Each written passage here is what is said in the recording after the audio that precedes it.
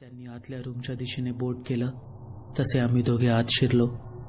प्रांजलची आई बेशुद्ध जमिनीवर पडली होती, तर तिचे बाबा सुन्न होऊन एकटक डाव्या बाजूच्या खुर्चीकडे पाहत होते.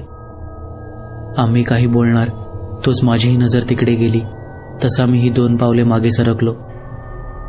प्रांजल अंगावर पांढरा फ्रॉक होता, तर मोकळे केस चेहऱ्यावर पसरले होते.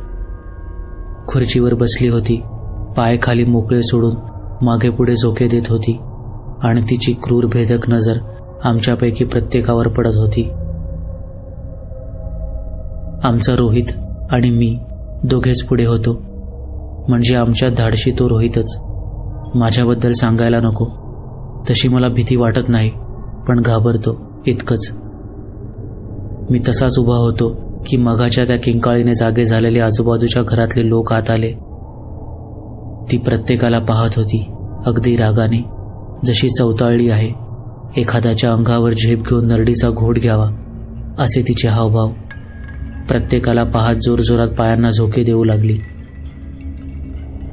प्रांजल, तिच्या बाबांनी हाक दिली तसे झटकन तिनं पायाची हालचाल बंद करून खाली मान घालून बसून राहिली. पूर्ण मिनिटभर सर्वत्र एकदम शांतता होती.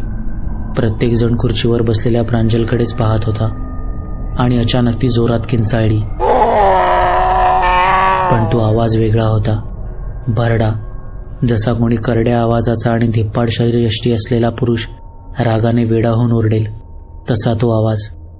त्या आवाजाने उपस्थितांपैकी प्रत्येकाच्या अंगावर शहारा आला.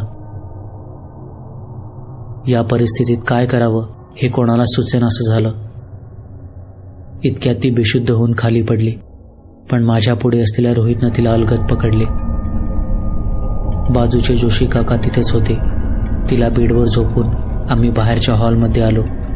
एव्हाना तिची आईही शुद्धीवर आली होती. जोशी काकांनी तिच्या आईकडे पाहिलं. तुला सांगितलं होतं ना, पोरीला नदीकाठची बाधा झालीये, काका थोडे रागातच म्हणाले. पण यांचा असल्या गोष्टींवर विश्वास नाही, मी तरी काय करू. प्रांजलची आई खाली बसत डोकं भिंतीला टेकत रडू लागली. तसा काकांनी आपला मोर्चा तिच्या बाबांकडे म्हणजे रमेशकडे वळवला. तुला सांगितलेलं समजत नाही, तुझ्या बापानं कधी आजवर माझा शब्द ओलांडला नाही आणि तू. रमेश मात्र मान खाली घालून भिंतीला टेकू देऊन निमूटपणे ऐकत होता. तसे काका पुढे म्हणाले, 8 दिवसांपूर्वी सांगितलेलं, तुझी 7:30 सुरू आहे, गाडी जपून चालव, घेतलास ना पाय मोडून, आणि आता हे पोरीचं असं. एका भरड्या आवाजाने सर्व स्तब्ध झालो. सर्वांनी बेडवर झोपलेल्या प्रांजलकडे पाहिलं, पण ती तर शांत झोपलेली. आणि पुन्हा आवाज घुमला. म्हातारा झाला, पण अजून माज उतरला नाही हो तुझा. त्या आवाजानं तिथला प्रत्येक जण अचंबित झाला. प्रांजलचे वडील रमेश खाली मान घालून बसलेले आणि भयंकर रागाने ते जोशी काकांना बोलत होते. तसा रोहित त्यांच्या अंगावर धावून गेला. काय रे, तुझ्या बापाच्या वयाचे आहेत ते, असं बोलतोस? मस्ती आली काय रे? तशी झटकन रमेशने मान वर केली आणि तिथल्या प्रत्येकाच्या काळजाचा ठोका चुकला. लाल रक्ताळलेले डोळे, चेहऱ्यावरच्या क्रूर छटा आणि आवाजातली ती घरघर, मानेला झटके देताना करकर वाजणारी हाडे. बापरे, रमेश ताडकन उठून उभा राहिला.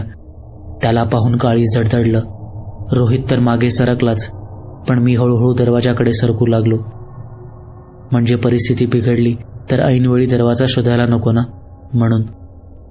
रमेशनं समोरच उभ्या रोहितची कॉलर पकडून त्याच्या डोळ्यात डोळे घालून पाहू लागला.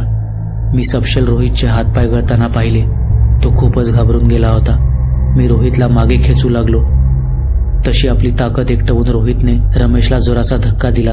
रमेश मागे पडला आणि रोहितही धडपडत बाजूला झाला. पण काहीच न बोलता तो दरवाजाकडे धावला आणि घर गाठलं. जर मीही तिथून गेलो असतो तर आजवरच्या इथल्या लोकांचा माझ्यावरचा विश्वास सत्यात उतरला असता. म्हणून आवंडा गिळून मीही तिथेच थांबलो. काही क्षण उलटले असतील. रमेश भानावर येत चाचपडत बोलू लागला, काही झालं का?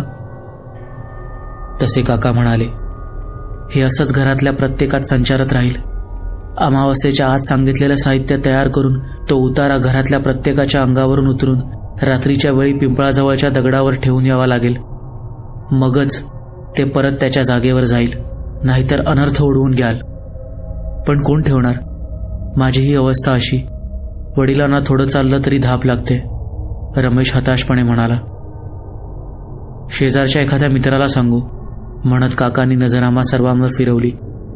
मी जरा गर्दीत आड व्हायला लागताच बाजूच्या खिडकीतून आत डोकावणारा अनिरुद्ध ओरडून मला म्हणाला, संजा, तू लपू नकोस. तुला कोणी नाही सांगत. सगळ्यांनाच माहीत आहे तू किती धाडशी आहेस ते. आणि हसायला लागला. आमचे सर्वच मित्र आणि जमलेल्या महिला मुलीही हसू लागल्या. 4 चौघात अपमान केला नालायकाने. खरं तर 4 चौघात अपमान केला याचं काहीच वाटलं नाही. पण तिथंच जोशी काकांची मुलगी अस्मिता हाताची घडी घालून उभी होती. तिच्या समोरच माझी. आता कुठं जरा लाईन देत होती. त्यातच आमचे दोस्त तिला समोर बघूनच माझा उद्धार करतात. मग काय, तिच्यावर इम्प्रेशन मारायला थोडं पुढे येत तावातावात मीही म्हणालो, मी जातो हो काका. च्या आईला भीतोय का आपण? अस्मितानं मात्र माझ्याकडे पाहून भोवया उंचावल्या. मीही छाती फुगवून धाडशीपणाचा दिखावा करत स्माईल दिली.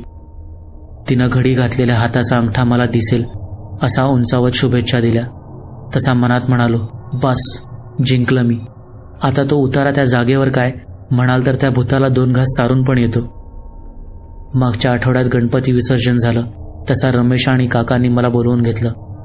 उतारा टाकायचा दिवस आणि वेळ ठरली आणि आता हा उतारा घेऊन निघालोय.